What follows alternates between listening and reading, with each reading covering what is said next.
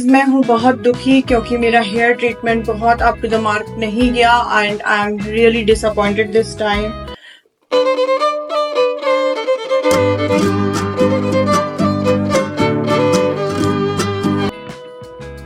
Hello guys, welcome back to my channel Sneham vlogs. I hope कि आप लोग अच्छे होंगे, मस्त होंगे और स्वस्थ होंगे।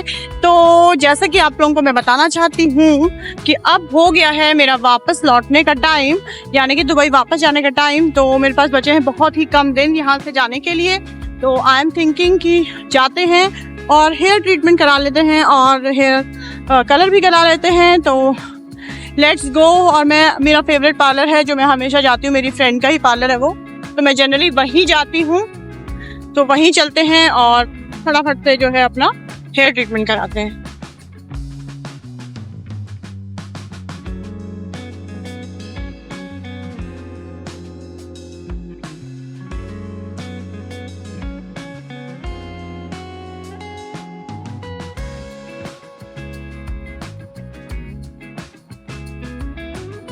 गाइज अब मैं पहुंच गई हूँ सलून के बहुत ही पास और चलो चलते हैं अब सलून के अंदर और देखते हैं कि क्या ट्रीटमेंट कराऊंगी मैं आज। हाँ, व्लॉग बनाती हूँ। मुझे रिकॉर्डिंग करता हुआ देख के उन्होंने मुझसे पूछा कि क्या आप व्लॉग बनाते हो। मैंने कहा हाँ, तो उन्होंने कहा मैं भी शॉर्ट्स बनाता हूँ और उन्होंने मुझे सजेस्ट किया था कि आप केरा स्मूथ कराओ। तो वॉश हो चुका है यहाँ तक और मेरा ना यहाँ पे ब्लो ड्राई चल रहा है। तो अच्छे से ब्लो ड्राई करने के बाद फिर क्रीम का एप्लीकेशन होगा।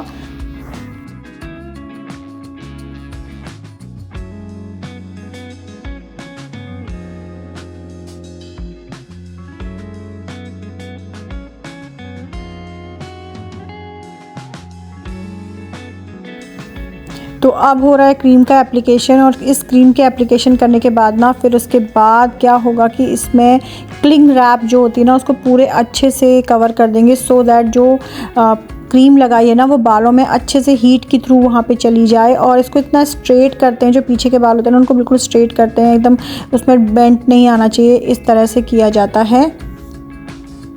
और फिर हो गए थे लगभग 40 मिनट्स के बाद उन्होंने क्लिंग रैप को हटाया और उसके बाद अब इस बालों को सुखाने की कोशिश कर रहे हैं अच्छे से ब्लो ड्राई करके दोनों ही साइड से।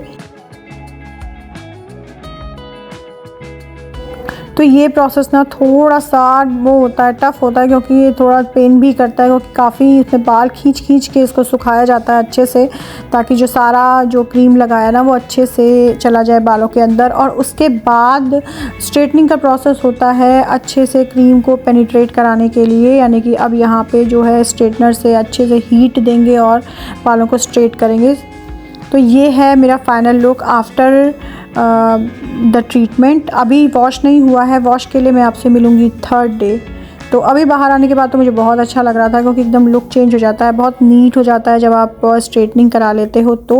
और उसके बाद मुझे जाना था लेंसकार्ट क्योंकि आज मैं सोच रही हूँ कि अपने लिए ब्लू कट स्पेक्स ले लूँ यहाँ से। और यहाँ आके हमने डिसाइड किया कि कौन सा लेंगे और ऑर्डर दे दिया है। अब उसके बाद हमें काम था गौर मॉल में, तो फिर हम लोग आ गए गौर मॉल क्योंकि यहाँ से लेने थे हमें कुछ सामान, क्योंकि लास्ट मिनट अब बस जाने के दिन बहुत नज़दीक है ना, तो लास्ट मिनट के ही जो काम हैं वो हो रहे हैं।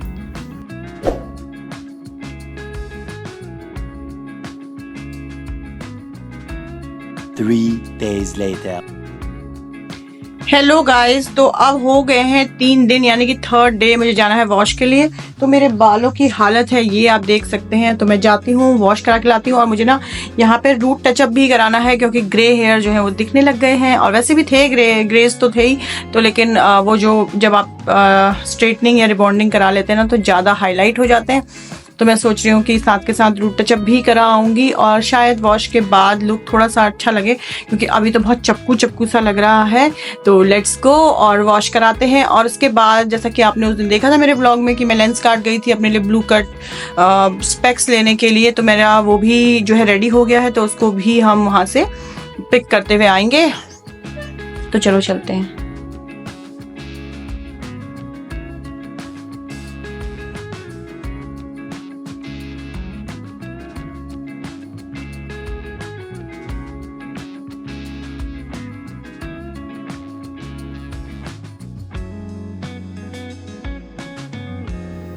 तो यहाँ पे कर रही हूँ मैं रिक्शा, और रिक्शा मुझे मिल गया है। थोड़ी देर वेट करना पड़ा, उसके बाद मैं अब चलते हैं और करा के लाते हैं हेड वॉश।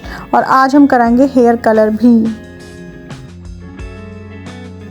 तो सैलून में पहुंचने के बाद सबसे पहले मेरा हुआ हेड वॉश, और हेड वॉश करने के बाद अब एप्लीकेशन होगा हेयर कलर का। तो इन्होंने हेयर कलर मुझे को कि क्राउन एरिया पे ही केवल हेयर कलर कराना था, पूरा नहीं कराना था। तो हाफ ऑफ द क्राउन पे मेरा हुआ है। तो इन द मीन वाइल जितनी टाइम था ना 40 मिनट्स का वेट करना होता, तो मैंने सोचा यार पेडिक्योर करा लेती हूँ इन द मीन वाइल।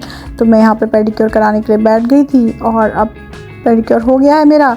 और ये देखिए मेरे नेल्स पे नेल पेंट भी लग गई है, अच्छे लग रहे हैं ना।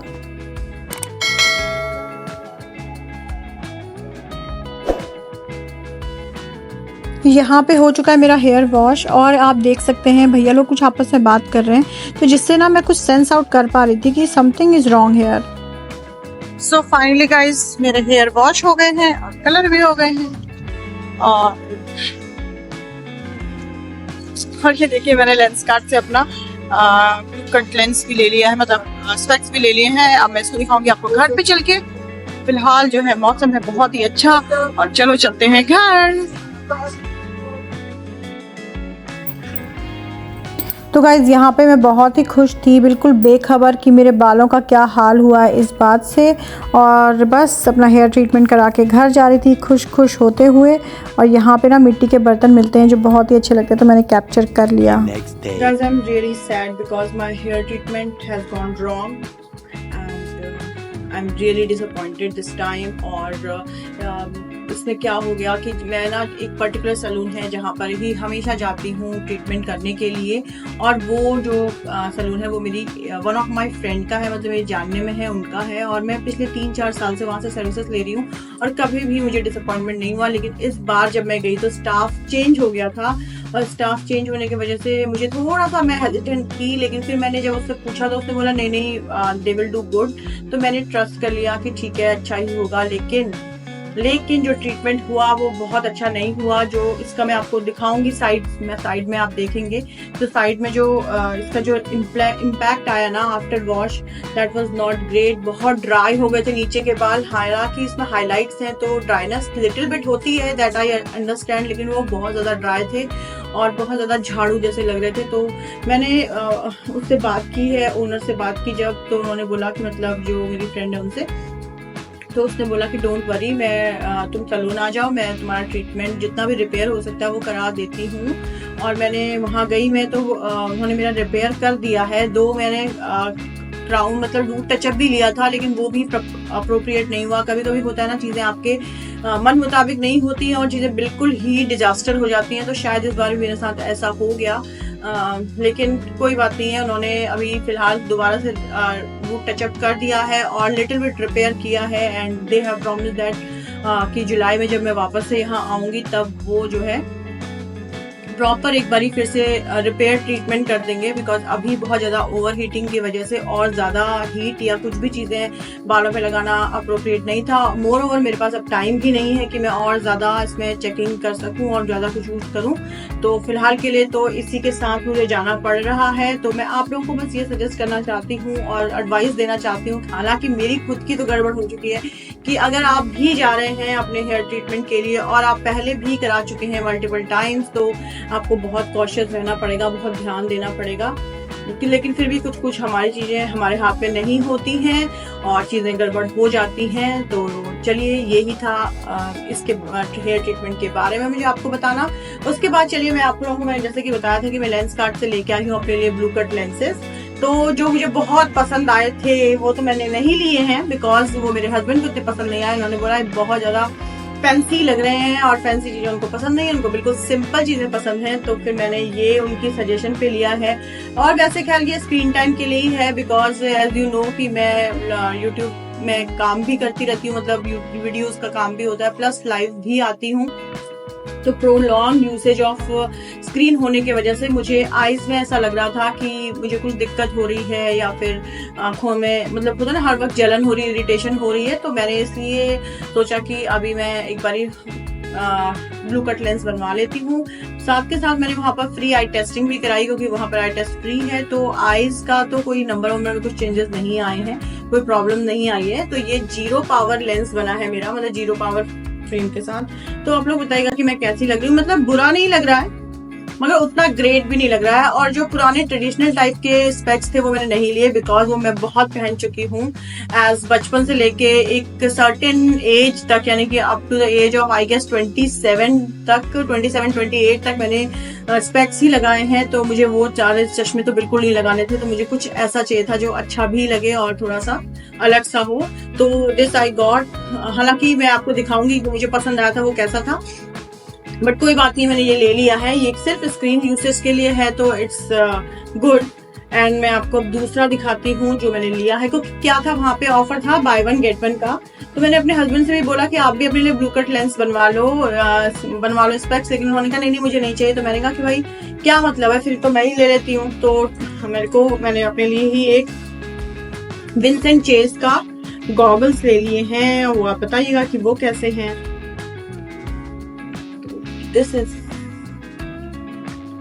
अच्छे हैं वैसे, आप लोग बताइए कैसे लग रहे हैं, अच्छे लग रहे हैं कि नहीं लग रहे हैं। और बालों को भी देख के बताएगा कि कितने बुरे लग रहे हैं। वैसे इतने बुरे नहीं लग रहे हैं, लेकिन जो जैसे स्क्रीन पे पता नहीं इतना पता चल रहा है कि नहीं पता चल रहा है, लेकिन हाँ यहाँ पे सामने से छूने पे मुझे बहुत हद तक पता चल रहा है।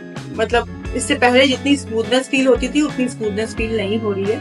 तो ये था मेरा गॉगल्स जो मैंने लिया है लेंसकार्ट से, और दोनों मुझे मिले हैं 2500 में, मुझे दोनों ही मिल गए। तो बहुत अच्छी डील थी, तो मैंने ये चीजें ली हैं। तो इस ब्लॉग को मैं यहीं पर एंड करती हूँ। मिलूंगी आपसे नेक्स्ट ब्लॉग में, तब तक के लिए bye. Keep loving, keep watching and keep capturing. Bye bye.